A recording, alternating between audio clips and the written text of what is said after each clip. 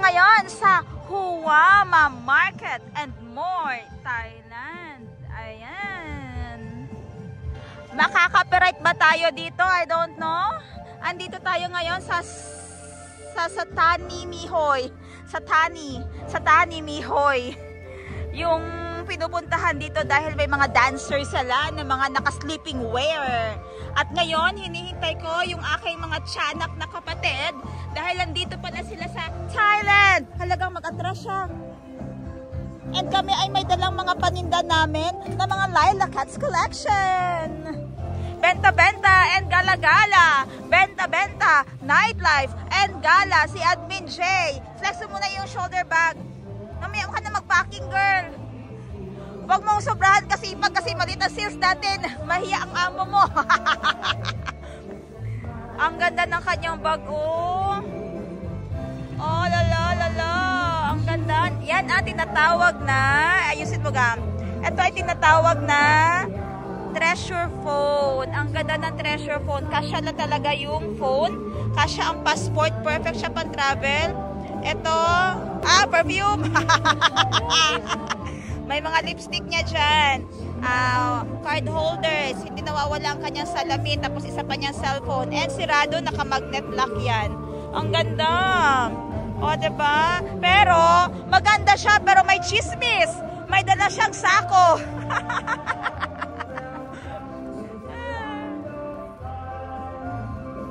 Makapiray kitaan niya. Ang location pala ng Satani Mihoy ay nakapalibot sa kanya ay mga talat pa or market. Talat or market. Ang dami nagbebenta ng kung ano-ano dyan. Mga pagkain, mga abubot, anik-anik. Ayan. So mamaya-maya magsushow na yung mga dancers dyan. Ayan, i-zoom natin. No? Dapat ako lang talaga yung marinig nyo dahil baka bascam tayo. Dapat hindi malaro ang kinakanta ng background. Dapat boses ko lang talaga.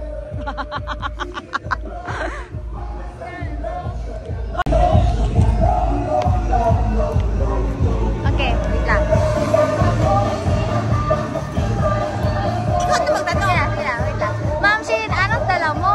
Ang dala ko ay ang order ng aking mga kapatid at kaibigan ng Laila Cats, mga pusa ang laman nito at lampo. Kaya i-deliver natin sa kanila. Itong meet up namin sa Satani Mihoy. Let's go!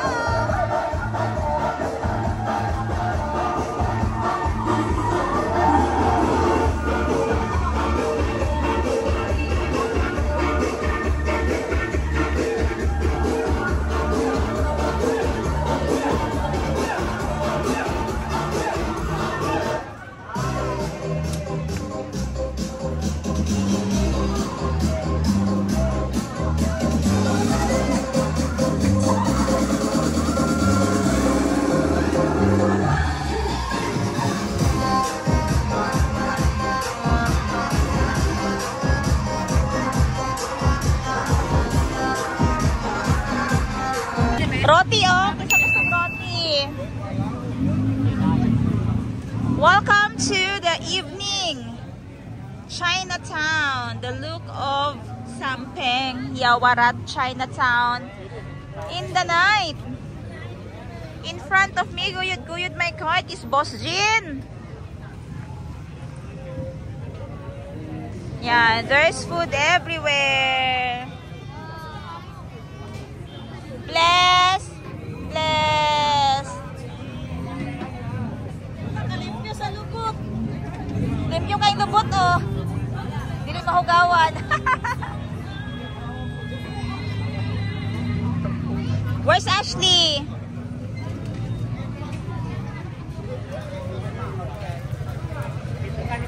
Mas naganda kag food diri, no? Kaya po ko nakaadto diri ba, oo.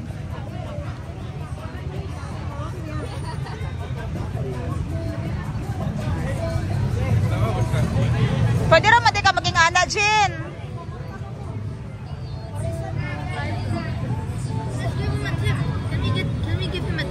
Nagkakagulo sila para sa mga shake o ilang quantity. Ashley, my beautiful niece.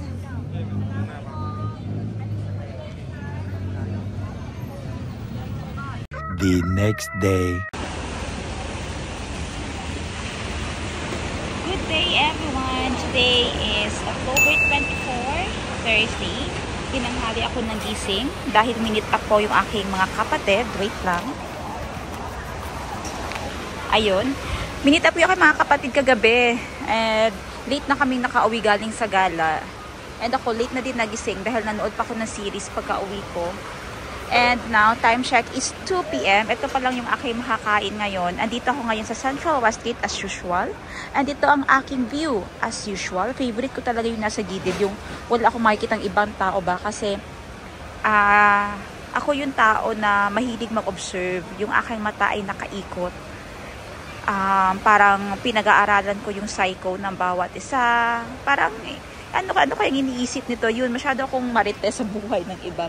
Hindi naman. So, ino-observe ko ano na yung mga millennials ngayon. Like, pareho dito, may mga estudyante, kumakain, nag-aaral, ginagawa nilang study table. Ayun, yung table doon. At the same time, may nag-aaral, may nagmamarites, may nagjojoaan. Tinitingnan ko yung mga relationship ng parents sa kanilang mga anak.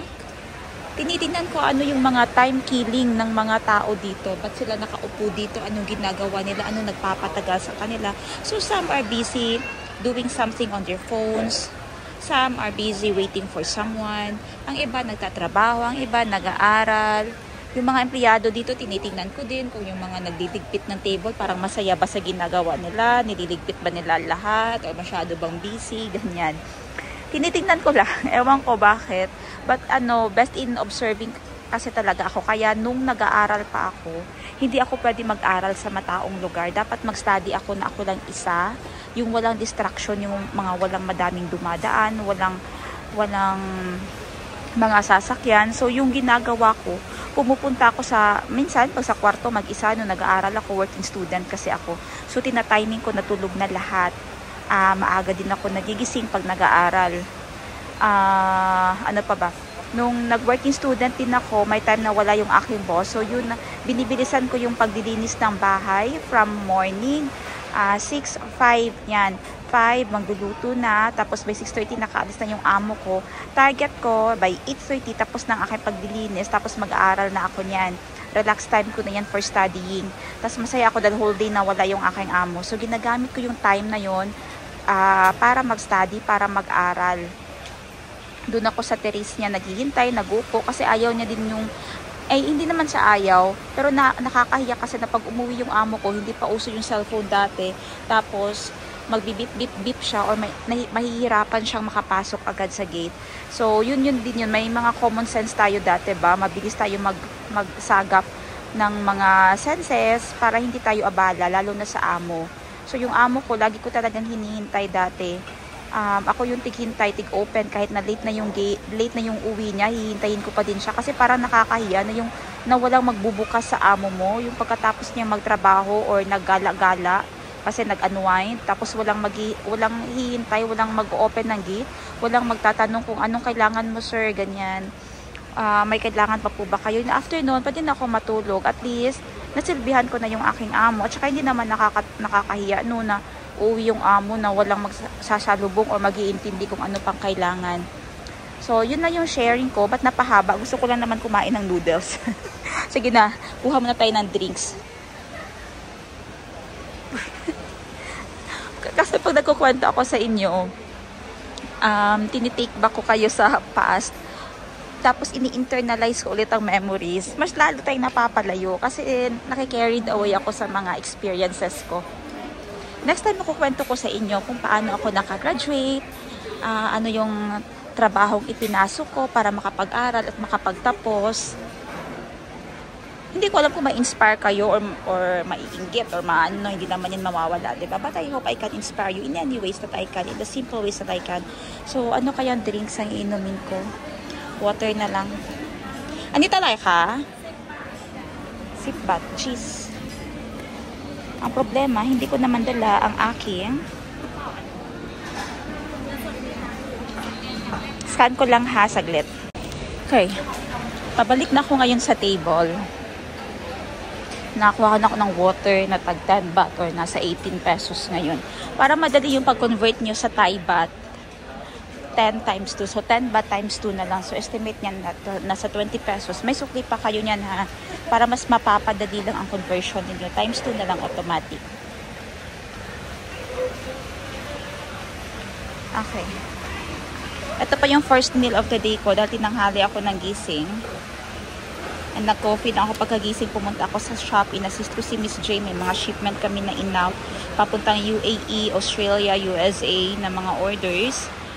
Para hindi naman masyado malito si Miss J. But I know kayang-kaya niya naman. Kasi napakagaling naman ni Miss J mag-catch up. And nasa psycho niya agad ako. Alam niya yung mga iniisip ko. Alam niya paano mapapadali yung gawain ko. And ayun, so andito muna ako, tatapusin ko lang yung pagtatransfer ng mga online banks ko na hindi ko nagawa last time dahil naiwan ko nga ang aking mga receipt, ang aking mga passbooks. So, ang gamit ko ngayon na bag is from House of Little Bunny. This is genuine leather. Magiging available na ito sila. Ang genuine leather ay 3,000 pesos mahigit ang lamang than PU leather. PU leather is synthetic leather and I'm using the genuine leather or cowhide leather. Okay, maganda ang pagkagawa ng leather talaga niyan dahil cowhide ang gamit na quality, same sa mga luxury brands. Ayan, tapos malakas pa talaga ang magnet. So, dala ko ng aking mga passbooks dahil last time hindi nila ako naintindi dahil hindi ko dala yung mga Thailand passbooks ko. From Siam Commercial Bank, the Bangkok Bank, yung old passport ko baka hanapin nila. This is the Krungsri Bank and the Kasikorn Bank. Ayan, so kakain lang ako at chikahan ko kayo later. And kahit na kumakain ako, yung dapat yung isang phone ko may data din yan dahil yan yung business phone. Yan yung live selling phone ko or extra phone ko na ginagamit na pang-reply din sa mga customers. And at the same time, entertainment phone. Yan dapat mag-entertain sa akin pag mga ganito. Yan. At dapat napapanood ko ang updates ng buhay ng aking kapatid na si Princess Jane Iga. Thank you so much sa mga pagsusubaybay, sa mga nagpa-follow sa kanya at nagmamahal sa aking kapatid at sa mga kulots. Kain muna kami. Siyempre kasama ko ang aking kapatid. Mga kapatid, dahil andito sila sa Bangkok. Pero hindi ko na sila mapuntahan ngayon dahil tatapusin ko lang ang aking mga trabaho.